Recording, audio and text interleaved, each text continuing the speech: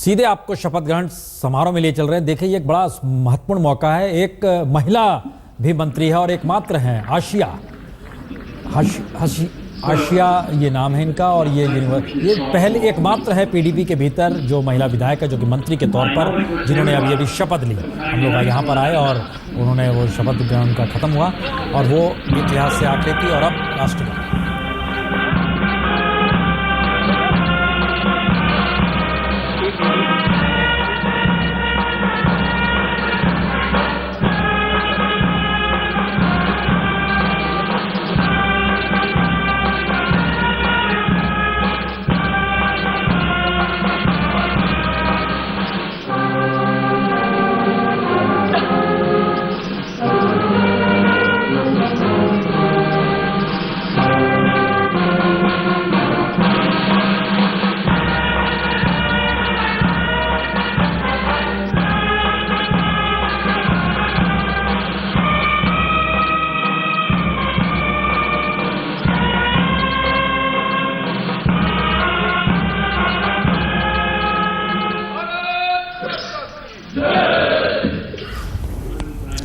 कुल 25 मंत्रियों ने शपथ ली, एक मुख्यमंत्री, एक डिप्टी सीएम के तौर पर और उसके अलावे 12 और 11, यही है 12 पीडीपी के, 11 बीजेपी के, कुल 25 शपथ ग्रहण हुए हैं। और ये शपथ ग्रहण अब यहाँ पर खत्म हुआ है और इंतजार इस बात का है क्योंकि जिक्र किया गया था कि कॉमन मिनिमम प्रोग्राम भी आ जाने वाला है और शपथ ग्रहण के तुरंत बाद आएगा। कुछ ऐसे मुद्दे जिसको लेकर पहचान बीजेपी की रही है जम्मू कश्मीर के मद्देनजर, और कुछ ऐसे मुद्दे जिसको लेकर पहचान पीडीपी की रही है, जिन मुद्दों के आश्रय वो घाटी में खड़ी होती है और धीरे धीरे उसके अपने आप को विस्तार देते हुए आज की तारीख में 6 बरस के लिए। इससे पहले जब मुफ्ती मोहम्मद सईद 2002 में मुख्यमंत्री बने थे तब 3-3 बरस बांटा गया था। तो 2002 से 2005 2 नवंबर 2002 याद है, और उसके बाद 2005 में 2 नवंबर को उनको कुर्सी छोड़ देनी पड़ी थी। लेकिन इस बार ऐसा कोई समझौता नहीं हुआ है। समझौता ये हुआ सीएम और डिप्टी सीएम का, लेकिन हर किसी को इंतजार है कि वो पूरे का पूरा कॉमन मैन प्रोग्राम क्या होगा जिसके जरिए मुख्यमंत्री आने वाले 6 वर्षों में जम्मू कश्मीर के लिए बीजेपी के साथ मिलकर, दिल्ली में केंद्र सरकार के साथ मिलकर एक नई लकीर खींचेंगे।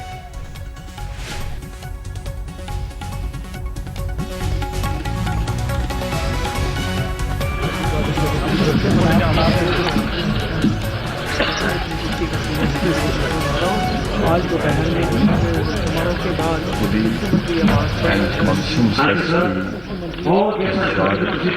duty upon which I am about to enter, and that I will do right to all manner of people.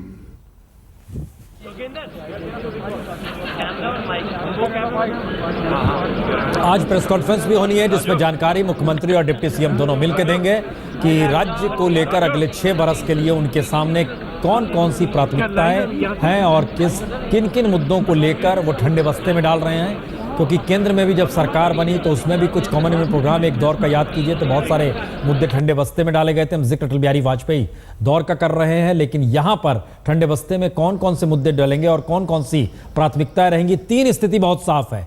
पहला गवर्नेंस है, दूसरा भ्रष्टाचार नहीं पनपने देना है, और तीसरा जम्मू कश्मीर यानी समूचे राज्य को एक निगाहों से देखने का जिक्र। ये बार बार आरोप लगते रहे कि कभी घाटी पे आपने ज्यादा ध्यान दिया, जम्मू पर नहीं दिया, लद्दाख को छोड़ दिया। इस दिशा में एक ऐसे गुलदस्ते के तौर पर पूरे मंत्रिमंडल को बनाने की कोशिश अगर की गई है तो क्या सरकार के कामकाज के तरीके उस दिशा में कैसे होंगे यह भी सामने आएंगे। उर्मिलेश जी, सबसे बड़ी चुनौती अब क्या है सामने? नहीं, देखिए, शुरुआत तो हम चाहेंगे कि शुभकामनाओं के साथ ही की जाए कि जम्मू कश्मीर के लिए ये सरकार बहुत कुछ करे। हमारे देश के लिए भी ये बहुत ज़रूरी है, वहाँ की आवाम के लिए ज़रूरी है। और एक अच्छा संकेत भी दिख रहा है। आज कितना खूबसूरत लगा जब मैंने देखा कि भारत की संवैधानिक डेमोक्रेसी, संवैधानिक जो लोकतंत्र है उसका वो कितनी ताकतवर है कि आदरणीय नरेंद्र मोदी जी वहाँ बैठे हैं प्रधानमंत्री के रूप में। बीजेपी से जुड़े, आरएसएस से जुड़े बहुत सारे नेता शपथ ले रहे हैं और 2 झंडे हैं, 2 निशान हैं, एक भारत का और दूसरा कश्मीर का झंडा। दोनों झंडे आपस में लगे हुए हैं और यही वो झंडा था जिसको लेकर एक जमाने में प्रजा परिषद और जनसंघ नारा लगाते थे कि एक देश में दो निशान नहीं चलेंगे, नहीं चलेंगे। तो ये कुल मिलाकर जो संवैधानिक लोकतंत्र भारत का है उसकी मजबूती, उसकी खूबसूरती का बेमिसाल संकेत है। पहली बात तो ये। दूसरी बात कि जो एजेंडा ये सरकार लेकर आ रही है, मैं समझता हूं कि अगर एजेंडे के हिसाब से काम करेंगे, क्योंकि दोनों दलों में खिंचाव रहा है कुछ एक इश्यूज को लेकर, तो सरकार न केवल स्थिर स्थायी होगी बल्कि वो बेहतर गवर्नेंस का मॉडल भी पेश कर सकेगी। क्योंकि मुफ्ती के बारे में, मुफ्ती साहब के बारे में मैं ये कह सकता हूं कि न केवल एक अनुभवी राजनेता हैं, उन्होंने तमाम उतार चढ़ाव भी देखे हैं जीवन में, बड़ी जद्दोजहद की है और कश्मीर के बारे में एक रोड मैप भी उनके पास है। 3 साल केवल रूल कर सके, ये कहीं ना कहीं उनको मलाल भी इस बात का है। तो एक मौका मिलेगा मुफ्ती को अपनी लीडरशिप स्थापित करने हमारे साथ कांग्रेस के नेता भी जुड़ चुके हैं, लेकिन उनके पास चले उससे पहले आलोक जी, 3 मुद्दों पर हर किसी की जहन में है, धारा 370, आफ्सा और जो पॉलिटिकल कैदी बंद हैं उसको लेकर जिक्र था कि मुफ्ती साहब ने चुनाव के भाषणों में कहा करते थे उनको हम बाहर निकालेंगे। ये मुद्दे 3 जो है बीजेपी के हिसाब से देखिए तो आर्टिकल 370 उनके लिए महत्वपूर्ण था, उस पर सहमति है, उसका जिक्र नहीं होगा। आफ्सा, कुछ इलाकों में डीमिलिटराइजेशन होगा, इससे सहमति बनी है, लेकिन पॉलिटिकल कैदियों को लेकर चीजें अभी उलझी हुई हैं। चुनौती क्या है सबसे बड़ी? देखिए, आतंकवाद अभी भी चुनौती इसलिए रहेगा। मैं एक बात जोड़ूंगा कि मुफ्ती साहब जब गृह मंत्री थे तो उनकी बेटी का अपहरण हुआ था, और वो पृष्ठभूमि भी आप याद रखें। तो एक चुनौती उनके सामने ये दी जाएगी कि आप उन अतिवादियों से, आतंकवादियों से भी निपटिए, और कैदियों को छोड़ना है तो वो केंद्र सरकार की सलाह और उससे हो। और दूसरी बात जो बीजेपी के लिए है, जिन लोगों को जो पाकिस्तान से आए हिंदुओं को वो वापस नागरिकता भारत की देना चाहते हैं। एक तरफ आसाम में आप कहते हैं या उस पूर्वोत्तर क्षेत्र में कि आप यदि बांग्लादेश से यदि लोग आए हैं तो उनको नागरिकता नहीं मिल सकती है, और जम्मू कश्मीर में चाहते हैं कि उनको मिलना चाहिए जो ऐसे हिंदू आए हैं। तो मुझे लगता है कि कुछ अंतर्द्वंद भी हैं, लेकिन आतंकवाद एक चुनौती है और आर्थिक मुद्दा, जिससे कि 370 पीछे हट जाए, और जैसा आपने कहा सेना की भी कुछ धीरे धीरे करके वहाँ से हटाए जाए जब वहाँ स्थिति सामान्य दिखाई दे। ये ऐसे मुद्दे हैं जिसको लेकर खूब बहस देश में होती है, लेकिन बहुत छोटे छोटे मुद्दे, सड़क ठीक नहीं है, पानी नहीं मिलता है, गरीबों के पास रोजगार के साधन कम होते जा रहे हैं, राज्य में फाइनेंशियल क्राइसिस है, सैलाब ने बहुत सारी परिस्थितियां उभार दी, बिजली, पानी, सड़क, रोजगार, इससे इतर घाटी भी कहीं ना कहीं देखती है उसके लिए एक रास्ता मिले। कश्मीरी पंडित जो अब भी आज की तारीख में भी रहते हैं, जिनके लिए टेंट लगे हुए हैं, उसमें भी रहते हैं परिवार के पर, लेकिन कांग्रेस इसको किस नजरिए से देखते हैं? अखिलेश जी, जम्मू कश्मीर में जो गठबंधन की सरकार बनी है, एक पहला सवाल तो यही है कि गठबंधन की सरकारें बहुत बनी हैं, क्या ये गठबंधन बाकी के साझा गठबंधनों से इतर आप देख रहे हैं, और कुछ नया है, कुछ ऐतिहासिक है, कुछ महत्वपूर्ण है? अखिलेश जी। पुण्य जी, इसके व्याख्या करने के 2 पार्ट हैं जी। पहला पार्ट तो ये है कि जनता ने जनादेश दिया, खंडित जनादेश दिया, तो दिल्ली की गलती बीजेपी ने कश्मीर में दोहराने से घबराई और वो अपने आप को एक समझौते के प्लेटफॉर्म पे ले आए और एक सरकार दिया पीडीपी और बीजेपी ने मिलके। क्योंकि पहले ये बोलते थे कि हमारा मुख्यमंत्री होगा, हम सरकार बनाएंगे, तरह तरह की बातें। तो एक तो ये जो संवैधानिक व्यवस्था के तहत जनादेश के बाद सरकार बनाई गई, ये लोकतंत्र के लिए अच्छे लक्षण होते हैं। क्योंकि दिल्ली में आपने देखा 1 साल रहा, फिर क्या हुआ, अब वो जो इस कारणों से किया हो बीजेपी ने। दूसरा इसका राजनीतिक पक्ष है।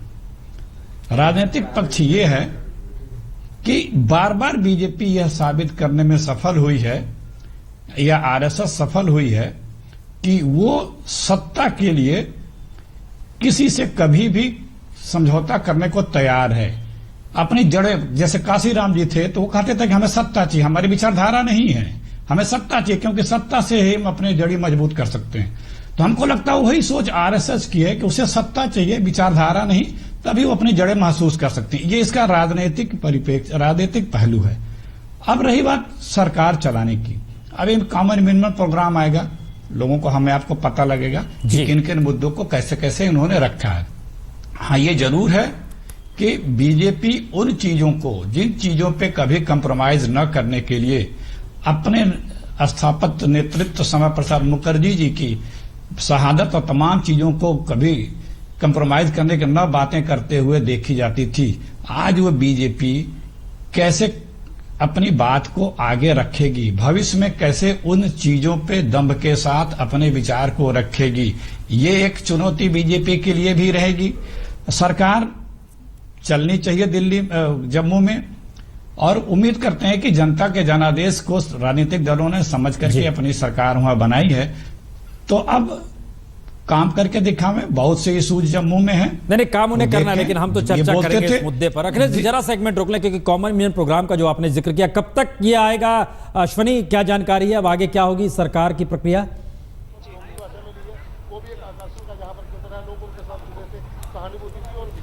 हाँ अश्वनी, हम आप ही से पूछ रहे हैं कि कब तक कॉमन मिनिमम प्रोग्राम आएगा और सरकार अब आगे किस रूप में काम करना शुरू करेगी, क्या जानकारी है? जी प्रसून जी, अभी 1 बजे जो है चीफ मिनिस्टर मुफ्ती मोहम्मद सईद और डिप्टी चीफ मिनिस्टर जो है डॉक्टर निर्मल सिंह बीजेपी से हैं, वो अभी 1 बजे प्रेस कॉन्फ्रेंस जा रहे हैं, जिसमें वो कॉमन मिनिमम प्रोग्राम को डिक्लेयर करेंगे और वो उसमें बताएंगे कि सरकार जो है इन कॉमन मिनिमम प्रोग्राम के ऊपर 6 साल के लिए चलाई जाएगी।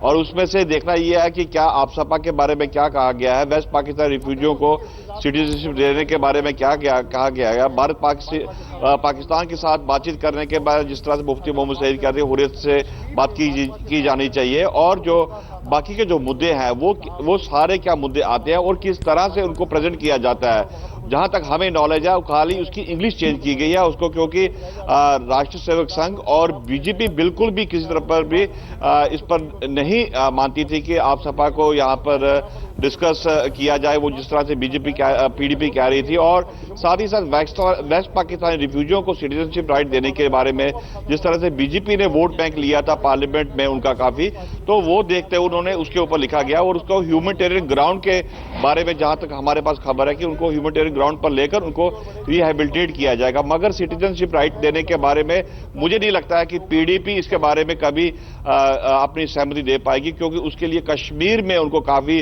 जो है प्रोटेस्ट देखे जाएंगे, क्योंकि ऑलरेडी जो हुए थे कॉन्फ्रेंस या नेशनल कॉन्फ्रेंस या और लोग जो है इस मुद्दे को लेकर वो खड़े हो जाएंगे। तो आने वाले दिनों में ये आज जो है कॉमन मिनिमम प्रोग्राम के बारे में रिएक्शन देख रहा है कि कश्मीर से किस तरह का रिएक्शन होता है, और जम्मू के लोग जो हैं जिस तरह से बीजेपी ने कहा था कि जम्मू का चीफ मिनिस्टर होगा, उसको देखते हुए वो सारे जो मुद्दे हैं बाहर निकलेंगे। 1 बजे चीफ मिनिस्टर और डिप्टी चीफ मिनिस्टर के बारे में ब्यौरा करेंगे जी। और ये 1 बजे प्रेस कॉन्फ्रेंस कहां पर होगी?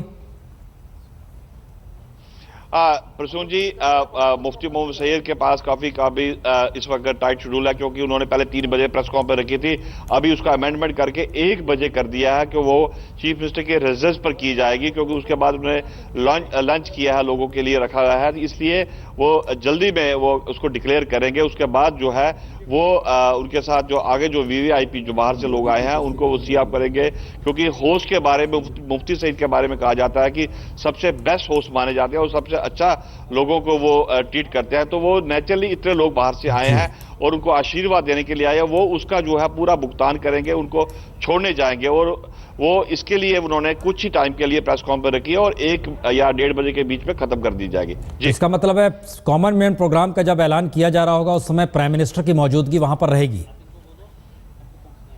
जी नहीं, पहले जो एक प्लान था उसमें था कि प्राइम मिनिस्टर और बाकी लोग भी रहेंगे, बट अभी जो डिक्लेयर किया गया है कि चीफ मिनिस्टर और डिप्टी चीफ मिनिस्टर उसको डिक्लेयर करेंगे और वही जो है वो प्रेस को बताएंगे कॉमन मिनिमम प्रोग्राम वो कितने पेज का होगा। अभी उसमें अमेंडमेंट भी काफ़ी की है और वो सारे मुद्दे जो बीजेपी रखना चाहती थी, जो पीडीपी आपने, क्योंकि सबसे ज़्यादा जो प्रॉब्लम जो है पीडीपी को कश्मीर वादी में होगी और लोग इंतज़ार कर रहे हैं कि मुफ्ती मोहम्मद सईद ने किस तरह से अकॉर्ड किया है बीजेपी के साथ, जबकि आइडियोलॉजी बिल्कुल डिफरेंट है और कश्मीर के लोगों में वो पहचानी है, बात बतानी है कि ये वही बीजेपी है जो अटल बिहारी वाजपेयी की बीजेपी थी। वो इस तरह का मुफ्ती सईद एक संदेश देना चाहते हैं कि हमने तभी इनसे बातचीत किया कि हम डेवलपमेंट करना चाहते हैं कश्मीर के लोगों को, क्योंकि ये वाजपेयी वाली बीजेपी है।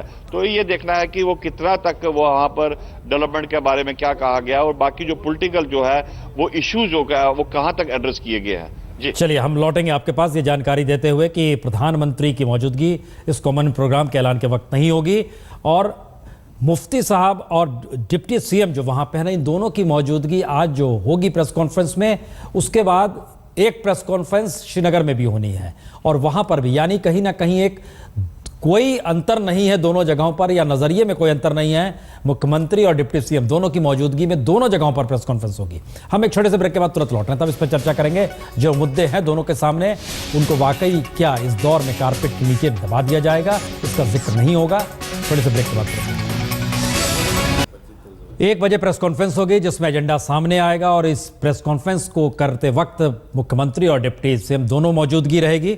और इन सब के बीच सबकी नज़र इस बात को लेकर है कि क्या वाकई जिन मुद्दों के आश्रय पीडीपी घाटी में अपने आप को स्थापित कर पाई और दूसरी तरफ जम्मू में बीजेपी अपने आप को स्थापित कर पाई, उन मुद्दों को लेकर इस कॉमन मिनिमम प्रोग्राम में कितनी जगह मिलेगी और वो कौन से मुद्दे हैं जिसमें टकराव की स्थिति दोनों जगहों से ना आए।